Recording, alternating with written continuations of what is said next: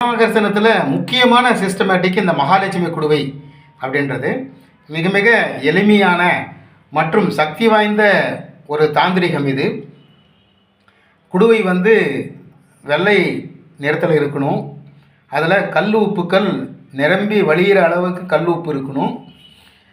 அதன் மேலே பண ஆகர்ஷணத்துக்குரிய பொருள்கள் ருத்ராட்சம், வெள்ளி காயின், கோல்டு காயின் அல்லது காப்பர் காயின், இந்த மாதிரி காயின்கள் அது மேலே வைக்கணும். மிக அற்புதமான ஒரு தாந்திரிகம். பண ஆகர்ஷணத்துக்குரிய தாந்திரிகத்தில் இது ஒரு அற்புதமான தாந்திரிகம். இது கூட பக்கத்தில் பிரமிடுகள், இன்னும் சக்தி வாய்ந்த ஏதாவது ஒரு ஆகர்ஷண பொருள்கள் இது கூட வைக்கலாம். பூக்கள் இருக்கிறது இன்னும் சிறப்பு. ஏன்னா பண ஆகர்ஷணத்தில் வான் சக்தியை ஆகர்ஷணம் பண்ணக்கூடிய அற்புதமான பொருள் பூ.